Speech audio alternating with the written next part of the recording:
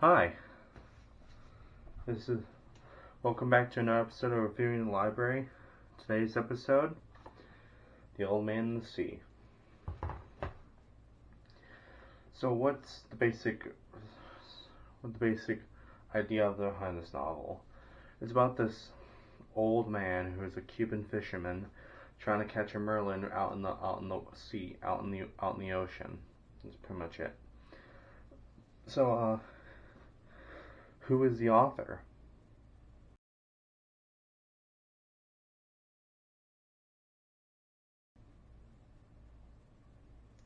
The author, Ernest Hemingway, is an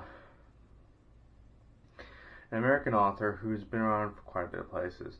He was born in 1899 in Illinois, and he had quite a bit of experience around the world. Like he went throughout parts of Europe, like France and Spain, and he actually lived out in Key West for a while, Key West, Florida. There's even a house that later became a museum, and there were times like there were some highlights in his career, like he shot his leg while trying to kill a shark, and survived 2 separate plane crashes in one day.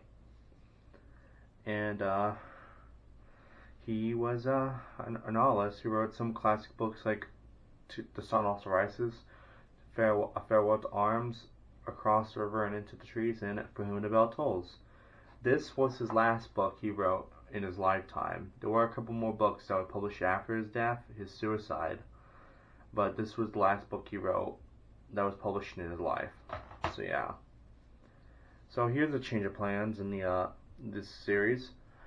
Instead of just continuing after the plot summary, I'll just end it after I do the summary of the plot. So yeah. So for now on, when I say this, we're going to talk about when spoilers are ahead. That's pretty much the remainder of the video. So you can pretty much end it now if you want to. So without further ado, let's get to the plot.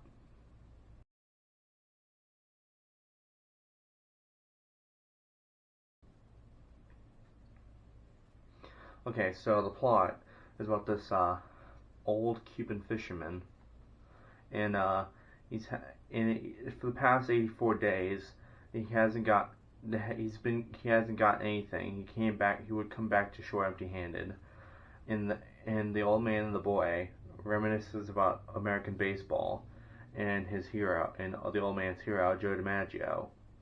Eventually, on the 85th day, he goes back out to the ocean, and it turns out when it hits noon, he discovers that the fish he caught is a merlin, and he's trying his best to grab that thing out of the water and get him close to him so he could stab it with a harpoon.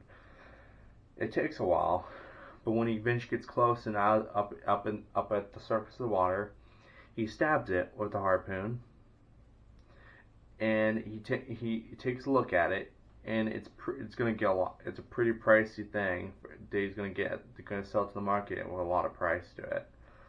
And as he's traveling back to the shore,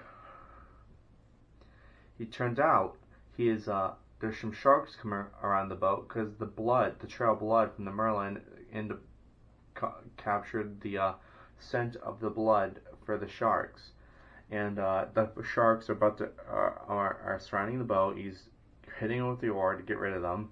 Eventually, one of the sharks grabs a bit of a chunk off the merlin, but instead of just quitting right there, he decides to go with it. As he arrives at shore, he passes out. The next morning, everyone sees what happened, and he's able to get the fish perfectly, mostly, and after a few days of not sleeping, he goes to bed dreaming about the sports team, the Lions. That's pretty much it. Bye.